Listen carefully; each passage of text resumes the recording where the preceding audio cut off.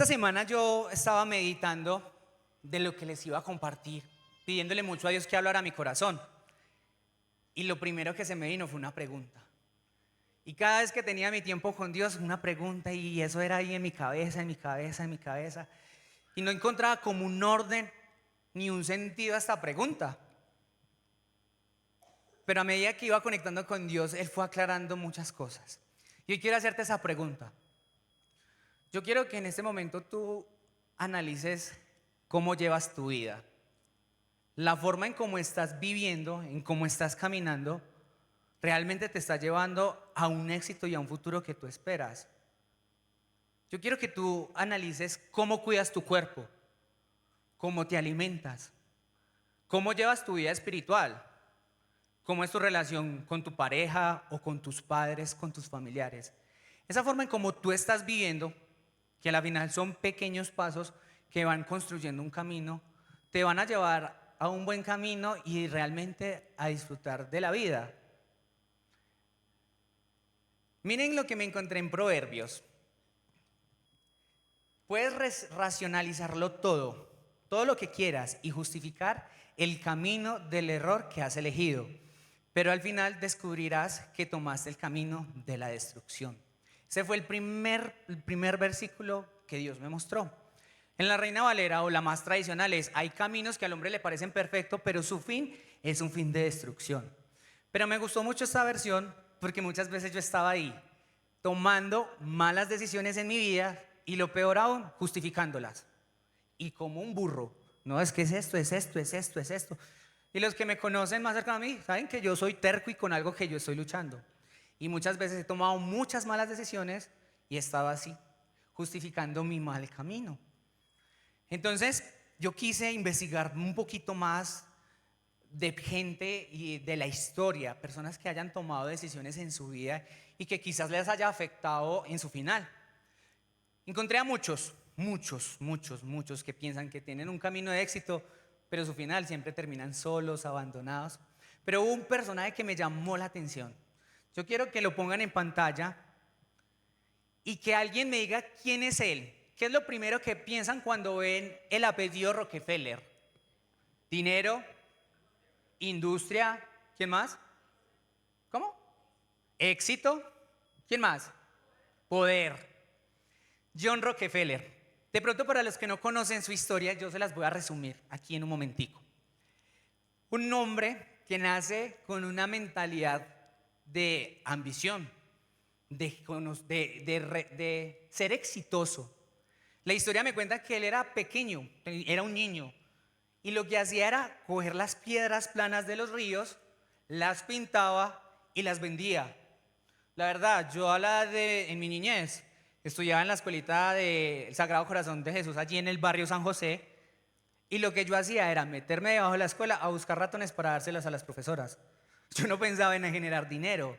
Entonces, desde aquí podemos ver una mentalidad de una persona con ambición y con un enfoque claro. En su adolescencia, en vez de estar pensando, como muchos de nosotros, en aventurarnos y conocer el amor de mi vida, él estaba empresignado y una obsesión hasta absurda. Contaba cada centavo que salía de su bolsillo y cada centavo que entraba. Yo en mi adolescencia, yo despilfarré mucho dinero. Yo no tenía esa mentalidad. Y algo que pasó con él es que a los 24 años montó una industria, una pequeña fábrica, Standard Oil, enfocada en manejar y generar materia prima del petróleo. A sus 24 años él no sabía qué era lo que iba a construir, pero dio pequeños pasos. A medida que fue avanzando, su ambición fue creciendo y, y en cierta manera se convirtió en un asesino de empresas. Él buscaba en monopolizar toda la industria del petróleo y a cada competencia buscaba eliminarlo. Se apoderó del transporte de ferrocarril y cada vez le aumentaba más aranceles para transportar el petróleo a la competencia, y la competencia lo único que tuvo que hacer fue: no somos capaces con este hombre. A sus 40 años era el hombre más rico de su época. Es más, se considera que hoy uniéramos a los más ricos de la actualidad, no pueden llegar ni al 50% de la riqueza que tenía este hombre. Era mucha plata. Pero el destino tenía algo preparado para él totalmente diferente. A sus 50 años, quemado y desgastado por el trabajo y un estrés abrumador, empezó a perder el cabello, sus cejas y sus pestañas. Era tanto el estrés que este hombre tenía que le dio algo que se conoce en la piel como cetrina. Eso es una piel pálida y amarillosa y estaba en sus huesos. Los médicos le dieron una noticia devastadora. Si continúas viviendo como tú vives, a los 60 años vas a morir. Yo quiero hacerte una pregunta. Si tú tuvieras todo el dinero del mundo en este momento y hoy te dicen, o el dinero o tu vida. Yo sé que muchos me van a decir, yo elijo mi vida, pero una cosa es decirlo cuando no lo tenemos y otra cosa es tenerlo. Porque podemos ver grandes ricos, millonarios, que prefirieron morir con sus riquezas antes de hacer un cambio en su vida. Pero ese no fue el caso de Rockefeller. Él se hizo a un costado y vendió su empresa y se quedó con una mínima parte. Pero era tanta la riqueza que este hombre tenía que con la mínima parte que se quedó, con eso tenía la capacidad de vivir por el resto de su vida. Pero allí no se quedó. Él empezó a convertirse en una persona que da. Se volvió una persona que dio a la ciencia, creó empresas que apoyaban a la gente pobre, enfermerías, todo. Fue una persona que empezó a dar. Lo más curioso y lo que me llama la atención de él es que lo que la ambición le estaba robando, la generosidad se le estaba devolviendo. Entre más daba, más vivía. Un hombre que habían definido los médicos que iba a morir a los 60 años, vivió hasta sus 97 años. Por eso yo les decía ahora, es mejor dar que recibir. Es mejor ser generosos. Porque él tenía una ilusión en su corazón y era ser poderoso y tener éxito. Y había colocado su vida, su escalera, en una pared totalmente equivocada. Y pensaba, si yo destruyo a toda mi competencia y me vuelvo lleno de plata, me enriquezco, voy a ser feliz. Pero se dio cuenta que no era así. Y tuvo la capacidad de reconocer y decir, hey, me bajo de la escalera y busco mi pared correcta. Y se dio cuenta que su pared era el dar, era el dar. Es una historia que a mí me impactó cuando la escuché. Y me generó otra duda. ¿Por qué tenemos que esperar en estar en momentos de dificultad, en que estamos a punto de perder nuestra vida, para ahí sí preocuparnos en buscar o recuperar nuestra vida? ¿Por qué tenemos que esperar esos momentos difíciles? ¿Por qué no preguntarnos ahora, qué necesito para recuperar mi vida? Por eso esta conversación yo la he titulado Y recuperarás tu vida. Pero si tú ves el título, le hace falta algo. ¿Cómo así que y recuperar tu vida? Yo quiero que tú pienses en un momento, ¿qué necesitas para sentirte feliz? ¿Qué necesitas para sentir que recuperas tu vida? O incluso, ¿qué necesitas o que ya tienes que piensas que eso ya te hizo recuperar tu vida? Quizás estás esperando que tu novio te proponga matrimonio para ser feliz. O quizás estás esperando el negocio, es que mejor dicho, la firma bancaria ahí, para hacer el negocio que tú necesitas y recuperar tu vida. Yo hice una conversación con ChatGPT, es mi fiel amigo, y yo le preguntaba a ChatGPT, hey, ¿qué piensa la humanidad desde 3 puntos acerca de la vida? ¿Qué piensa de eso? Quiero que tú me respondas desde la filosofía. Y eso me dijo ChatGPT. Lo único que posees es tu mente y tu voluntad. De ahí nada puedes controlar. Pero si como respondes, tu vida nunca la perdiste y no necesitas recuperarla. Eres tú quien da significado a tu existencia. Ok, listo. Luego le dije, bueno, ChatGPT, ¿y si usted fuera un científico, qué me responderías? Me dijo, eres un organismo que necesita equilibrio, descanso, alimentación nutritiva y movimiento. Así recuperarás tu vida. Y por último, le dije, hey, ¿y si tú fueras un artista, qué me responderías?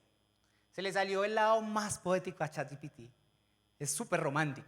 Me dijo, eres un lienzo en blanco. No has podido no has perdido tu vida porque estás en construcción. Muy poético. Eres una sinfonía con armonía y disonancia, en la búsqueda de un momento para sonar. Eres un libro donde tu historia no ha llegado a su fin. Y yo quiero que por un instante tú pienses en estas tres respuestas, si allí tú puedes abarcar lo que tú consideras que necesitas para recuperar tu vida. Yo quiero que pienses lo que dice la filosofía, la ciencia y el arte es suficiente para llenar tu vida. Para mí fue unas respuestas a medias. Así que le pregunté a Jesús: Jesús, ¿qué tengo que hacer para recuperar mi vida? Y eso fue lo que me dijo: ¿estás cansado, agotado, quemado por la religión? Ven a mí, aléjate conmigo y recuperarás ¿qué? Más durito, recuperarás tu vida. Te enseñaré a descansar de verdad. Y yo quiero que hoy analicemos la respuesta de Jesús. Él nos está dando dos pasos que necesitamos para recuperar nuestra vida y otro paso, cuando tú la recuperes, cómo mantener aquello que ya has recuperado. Pero antes hay un paso previo. Mateo 11 tiene un contexto y yo quiero dártelo hoy. Jesús se encuentra con sus discípulos y les dice: bueno, papitos, vamos a arrancar de todo lo que aprendieron de mí. Yo quiero que ustedes vayan a diferentes ciudades y ustedes empiecen a hablar de lo que han visto y de lo que yo he hecho. Y Jesús se quedó en otras ciudades en Galilea. Juan el Bautista está en la cárcel, manda a sus discípulos a preguntar si él era el quien estaban esperando, si era otro.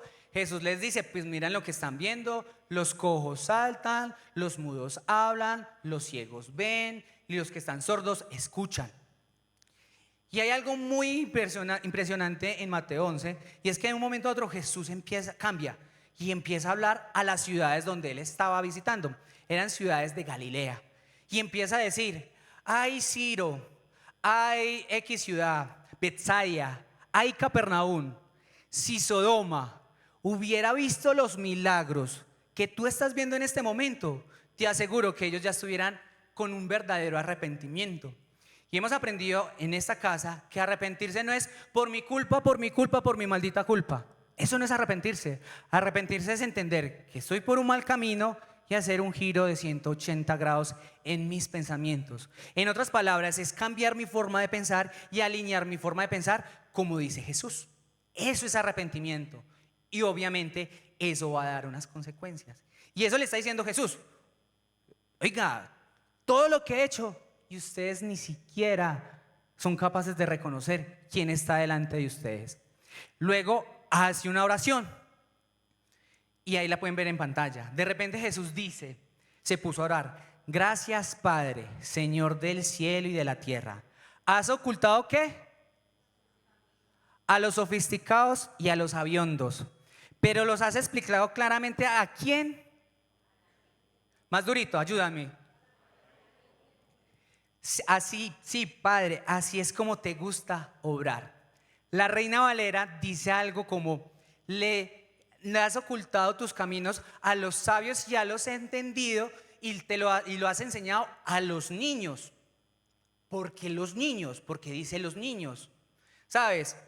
Porque a pesar de que un niño no tiene un corazón de soberbia, un niño no tiene un corazón altivo, un niño no tiene un corazón de autosuficiencia. Si usted mira a un niño siempre depende ¿de quién? De sus padres.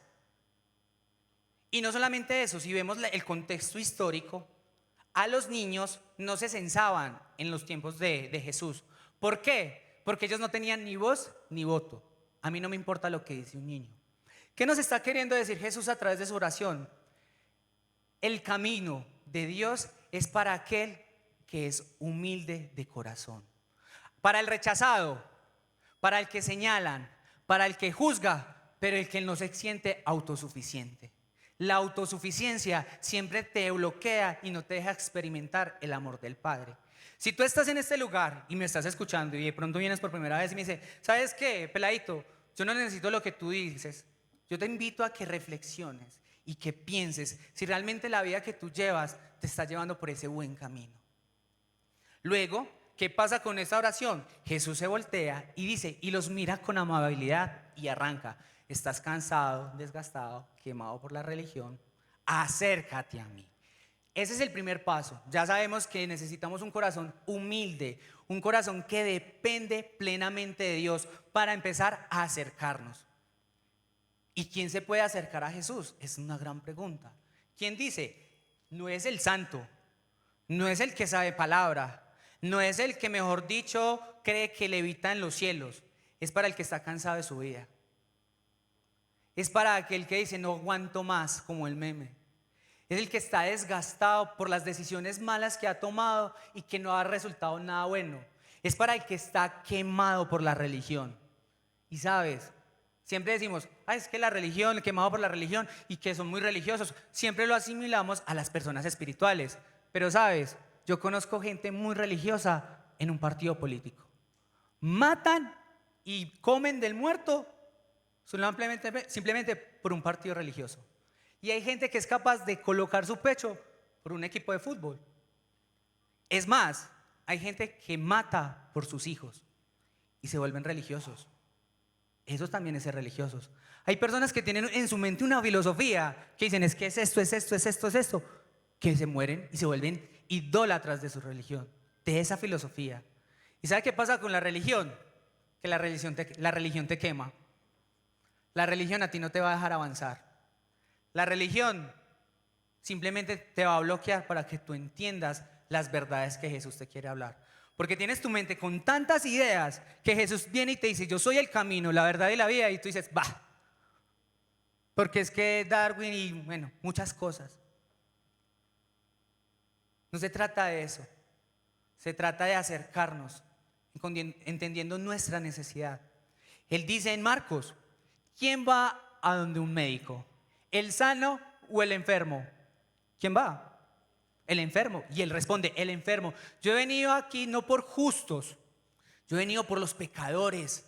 Yo he venido por aquellas personas que se sienten mal, que están incompletas.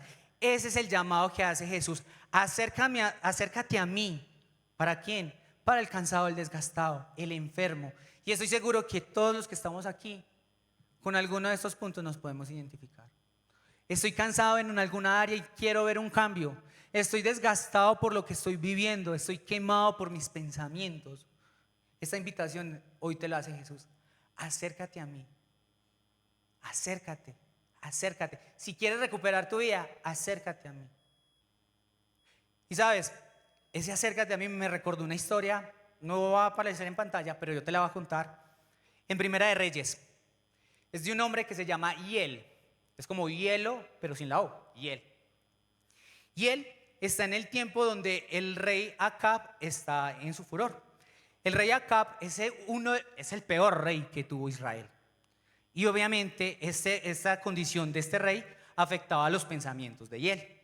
Hiel no era un guerrero, no era un rey, no era un profeta, era un constructor. Pero Hiel tenía algo especial. Él vivía en Betel. No olvides ese nombre, Betel. Y él, la Biblia no lo asegura, pero me atrevo yo a decir que él quería ser reconocido, quería tener éxito. Así que pensó, ¿qué puedo hacer? ¿Qué puedo hacer? Pues soy constructor, voy a reconstruir a Jericó. ¿En qué ciudad vivía él? En Betel. Betel significa casa de Dios. 530 años antes de esto, Dios había entregado a Jericó al pueblo de Israel. Y Josué hizo una promesa a Dios y dijo, nadie va a construir esta casa porque te pertenece a ti.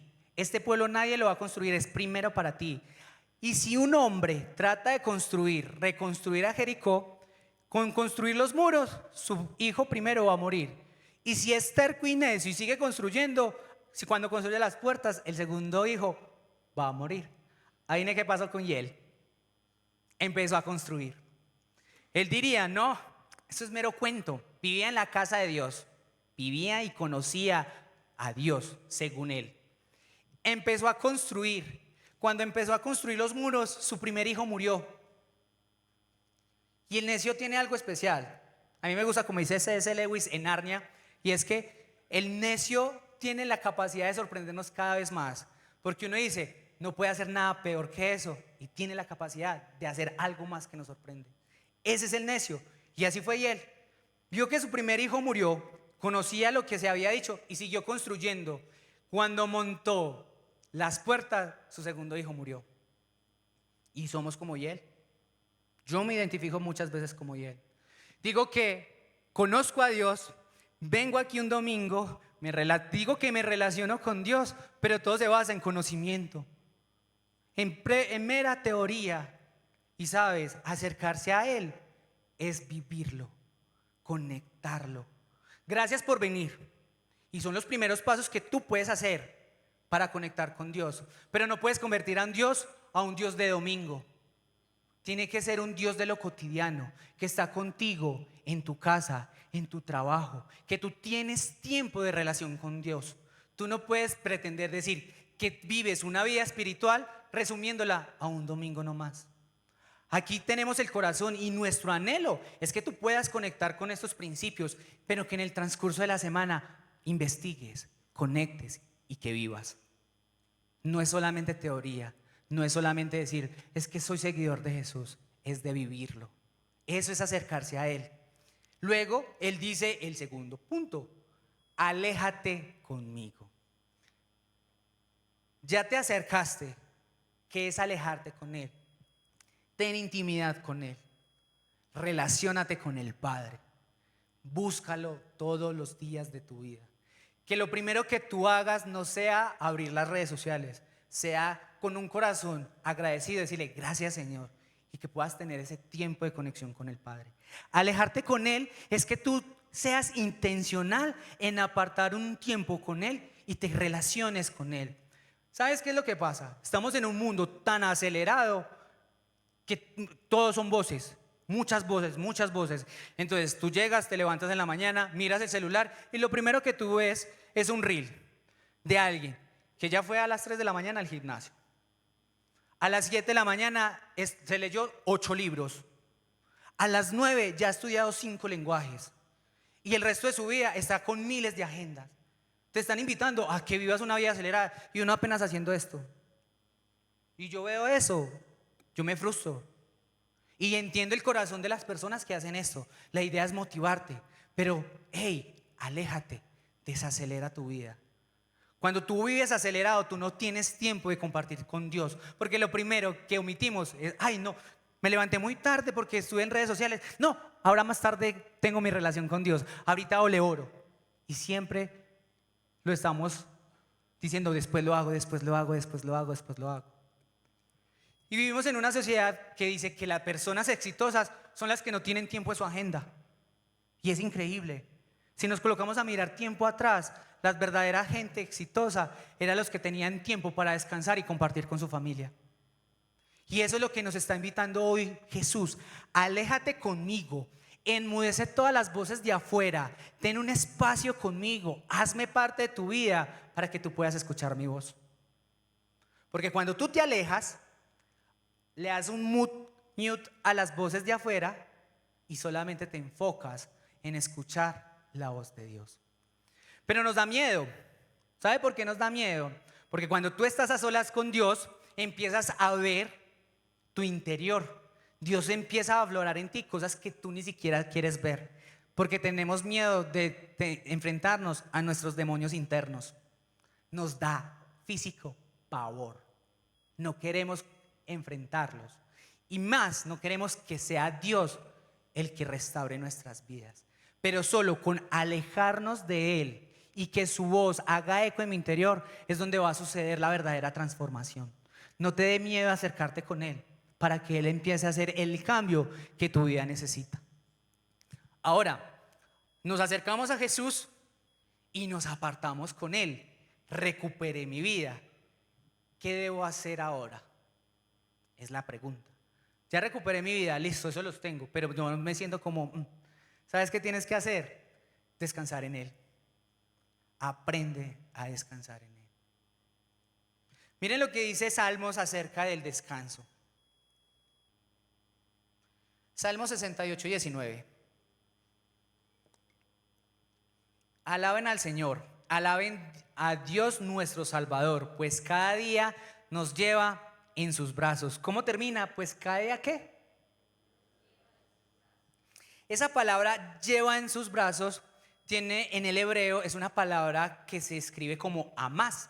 Y esa palabra tiene dos matices. La primera matiz es que Dios te carga cuando estás cansado y te lleva o te sostiene en sus brazos. Y la segunda matiz que tiene esa palabra lleva en sus brazos es que carga tus cosas. ¿Qué me quiere decir eso? ¿Y eso qué tiene que ver con el descanso? Cuando tú estás cansado, tienes que reconocer que Dios es capaz de llevar las cosas que tú no puedes cargar. Hay cosas que en definitiva nosotros no podemos cargar. Me diagnosticaron cáncer. ¿Qué puedo hacer yo para que eso no pase en mi vida? Nada. Solamente descansa en Él. No puedes hacer nada. Cuando tú vas a un supermercado con tu familia, ¿quién es el que lleva las cosas más pesadas? El más fuerte. En tu relación con Jesús, ¿sabes quién tiene que llevar las cosas más pesadas? Él. Tú no. Y Dios es un Dios por naturaleza que le gusta cargar nuestras cargas. Es un Dios que nos levanta. Por naturaleza, así es Dios. Pero yo no puedo omitir que nosotros por naturaleza nos gusta la mala vida. Nos gusta ser autosuficientes. Y queremos hacer las cosas que le corresponde a Dios. Siempre estamos pensando en que tenemos que hacer y no dejamos que Dios sea Dios. Y en ocasiones, como en el caso de una enfermedad terminal, lo único que yo puedo hacer, no sé ni qué hacer con mi vida, papá. Cárgame en tus brazos. ¿Qué hace un niño cuando está cansado y que no puede ni con su vida y va con su papá? ¿Qué es lo que hace? Extiende sus brazos hacia su padre y le dice: yo quiero que me cargues. ¿Y qué va a hacer el papá? Cargarlo. Así es Dios contigo, así es Dios conmigo. Hay cosas que tú no puedes hacer absolutamente nada. Y yo le he dicho muchas veces aquí: haz y actúa como si el 100% correspondiera de ti, pero ora y busca a Dios como si el 100% dependiera de Él. Pero va a llegar un momento donde nuestras fuerzas no van a dar más y necesitamos que Él nos cargue. Necesitamos descansar en su presencia. Necesitamos que Él realmente traiga a nuestra vida la confianza y la plenitud para estar tranquilos. ¿Qué fue la palabra que tú pensaste? Recuérdala.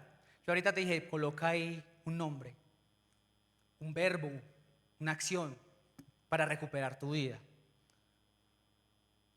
Quizás usted dijo: necesito asegurar mi éxito, mi futuro.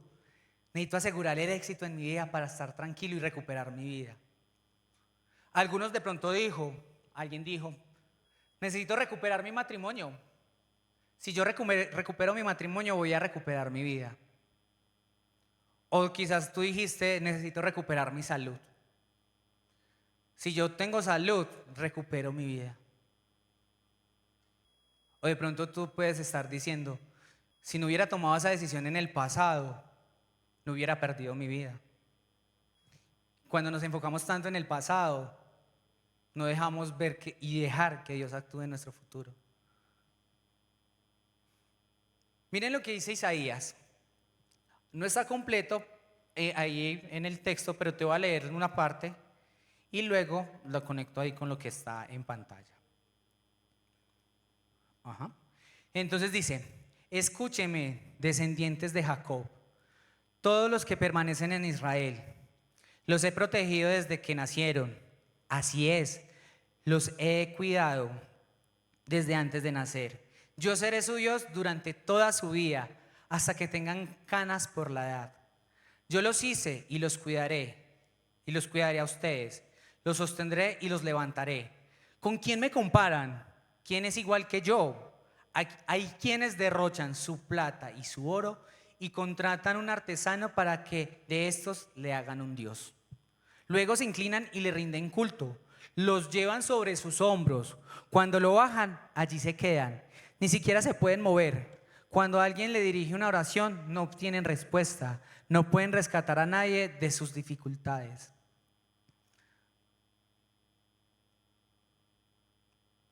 Yo en mi vida jamás he pagado a una persona para que me haga una imagen o un ídolo. Pero cuando Isaías dice, ustedes pagan plata y oro, eso se resume en esfuerzo. Para tú obtener dinero tienes que hacer un esfuerzo.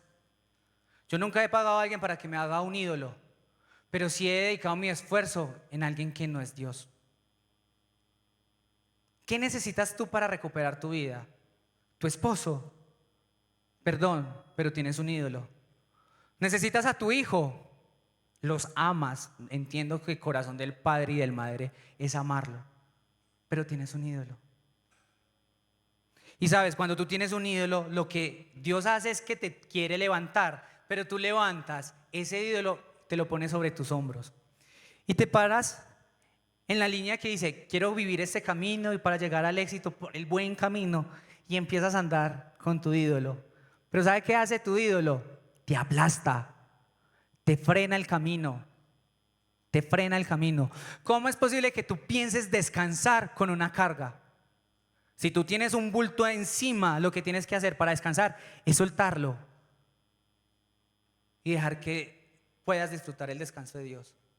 Entiendo quizás el corazón de madre que dice, es que yo quiero que mi hijo conozca de Dios, pero suelta tu carga en Él. Es que tú no la debes de llevar, la debe de llevar Dios. Suelta la carga y deja que Dios sea Dios. Es que yo quiero ver a mi esposo transformado. Tú no lo vas a transformar, perdón. Suelta tu carga, suelta tu ídolo y deja que Dios sea Dios. Es que yo quiero la salud para mi vida. ¿Estás haciendo ejercicio? Sí, excelente. Pero lo que me diagnosticaron no se cura con ejercicio ni con hábitos de alimentación. Deja la carga a los pies de Jesús. Deja que Dios sea Dios. Es que me preocupa la salud de mi papá, de mi mamá. Suéltala en Él. Deja que Dios sea Dios. Es que ese negocio yo lo necesito. Pues deja que Dios opere. Descansa en Él. Tú no puedes pretender descansar con una carga en tus hombros. Tú no puedes descansar con una carga que no te corresponde, porque la carga más pesada la lleva Dios. La lleva Dios.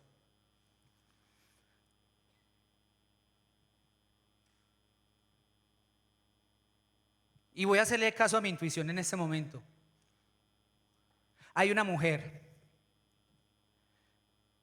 que se siente cargada por sus hijos, que pensó que al tenerlos iba a ser feliz. Pero ¿sabes qué siento? No sé si está o en YouTube o está aquí presente. Dios te dice que descanse. Hoy Dios te quiere invitar a que descanses en Él. Yo puedo ver como Dios incluso ha visto el esfuerzo de madre que ha hecho, pero la está cogiendo como una carga personal. Y yo siento como Dios hoy te invita, si estás aquí, que puedas descansar en Él. Que tú puedas realmente descansar en Él. Él te quiere dar el descanso que necesita tu vida.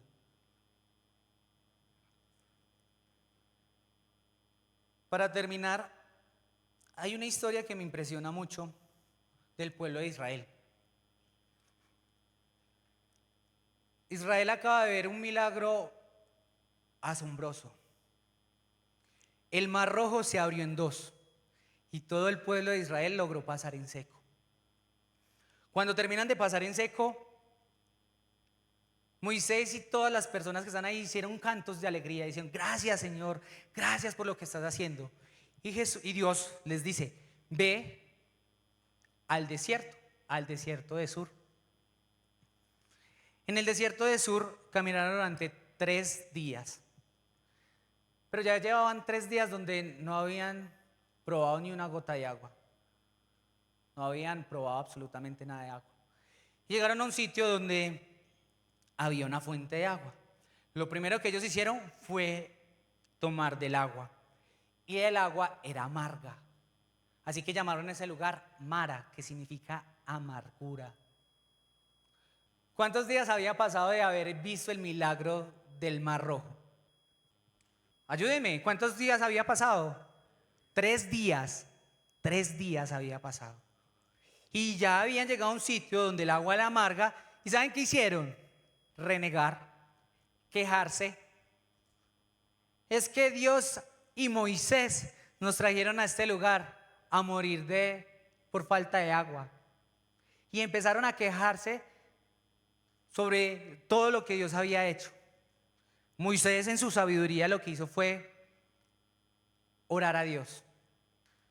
Y Dios le mostró a Moisés, mira, ahí hay un árbol. Coge las ramas del árbol, toca el agua y el agua se va a endulzar. Así que Moisés hizo esto. Pregunta, ¿cuál fue el milagro? ¿Que el árbol apareció de la nada o que el agua se endulzó? ¿Quién cree ustedes? ¿Quién me dice algo?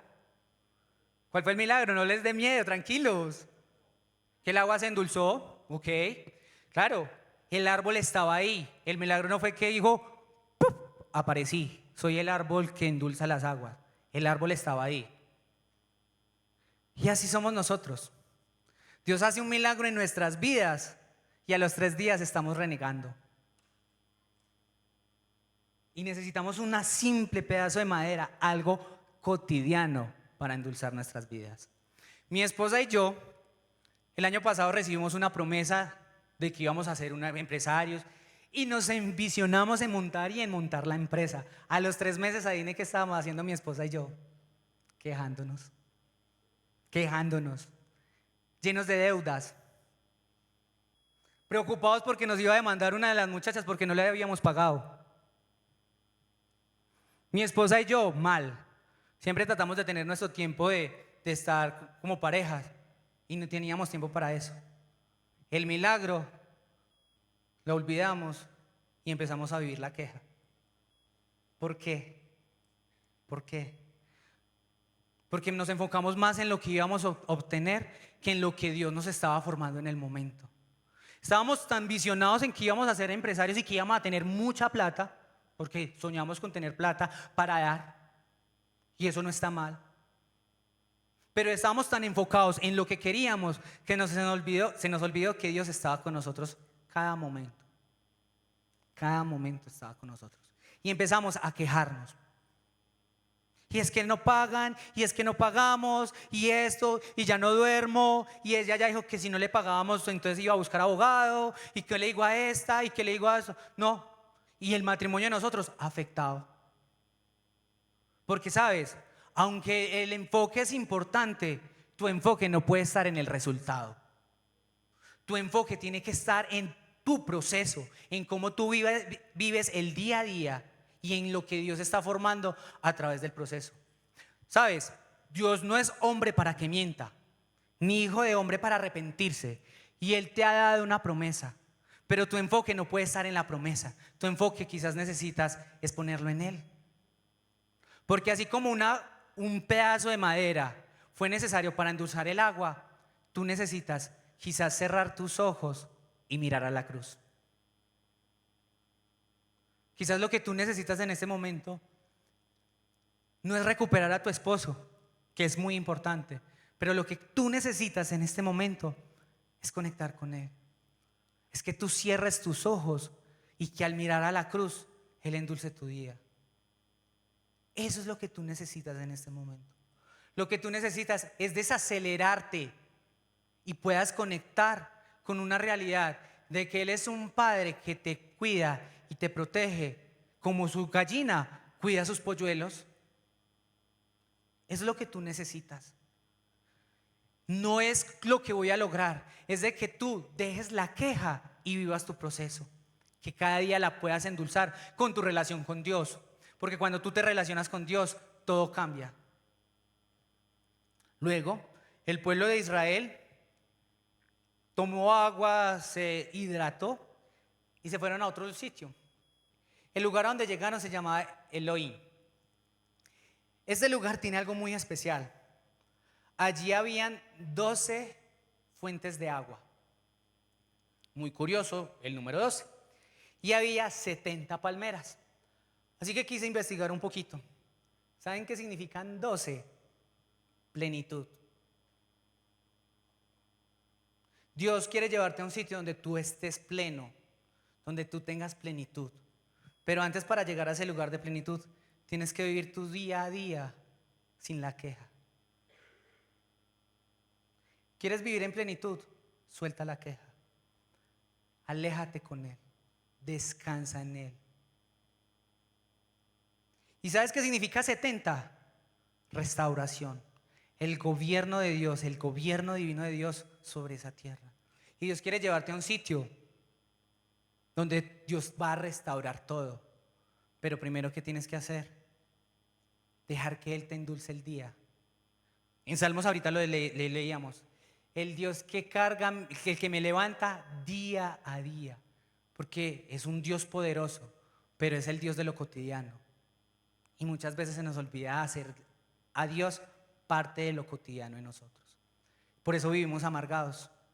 Por eso digo que nos gusta sufrir. Y lo digo personalmente a mí. Porque se me olvida que Él es Dios. Y que Él ya me endulzó mi día. Él ya le dio un sabor a mi vida. Lo que hizo en la cruz ya me dio y me restauró. Y tú quieres llegar a esa tierra donde hay plenitud y restauración. Suelta tu ídolo y descansa en Él. Yo quiero que ahí donde tú estés, te pongas en una posición de adoración. Si esta palabra, si Dios te habló a través de esta palabra, que tú puedas cerrar allí tus ojos, que tú puedas allí conectar con Dios y puedas decir: si todo lo que me están diciendo es verdad, quiero conectar contigo.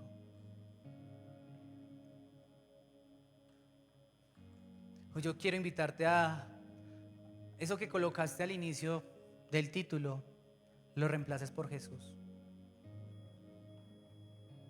Yo quiero que por un instante tú medites en qué has puesto como primer lugar en tu corazón.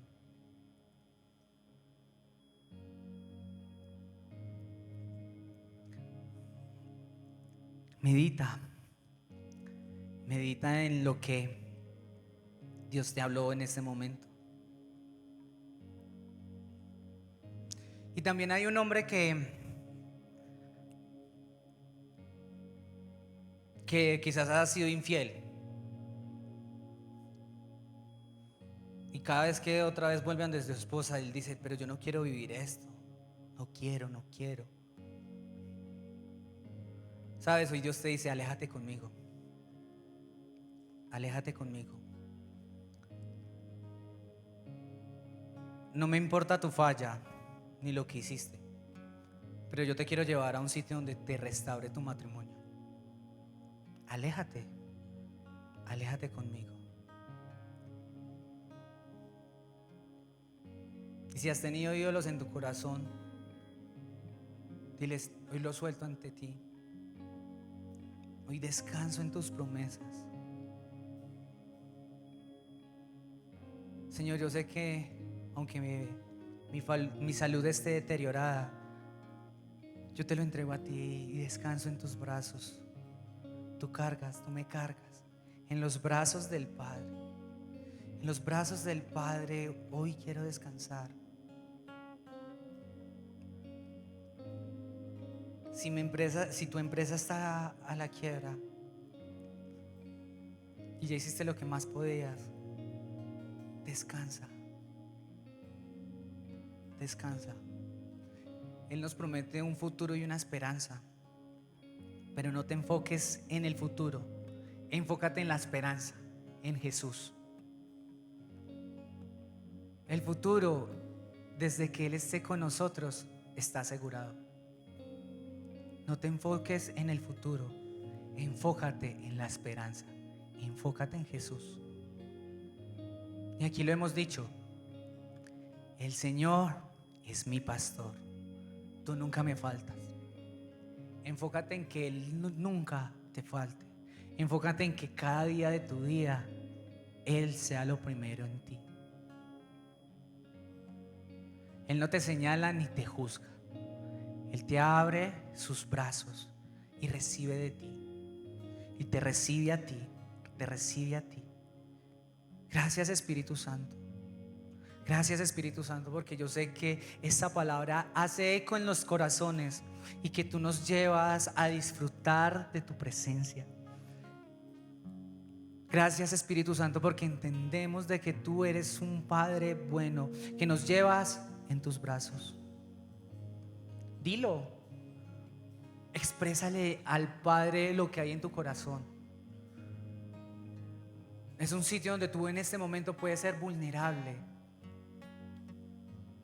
Si hay alguna angustia en tu corazón, exprésalo hoy al Padre. Exprésalo. No hay lugar más seguro que en su presencia. Y estamos hoy delante de Él. Si sientes que has perdido tu vida, díselo. Hoy quiero acercarme a ti, conectar contigo para recuperar mi vida. Quiero aprender a descansar en ti. Quiero aprender de los ritmos no forzados de la gracia. Hoy yo te hago esa invitación de que tú conectes con el Padre, de que tú lo pongas como lo primero en tu vida. Experiméntalo, conecta con Él. ¿Estás cansado, desgastado, quemado por la religión? Ven a mí. Y esta invitación Jesús no la hace al azar. Él hace esta invitación porque ya te eligió a ti. Te ha escogido a ti como su buena parte. Aún en tu imperfección, aún con tu debilidad, Él ha hecho de ti y de mí su mejor parte. Con brazos de amor hoy nos recibe. Y vino y murió por ti, por mí, porque nos amó primero, porque nos eligió como su buena parte.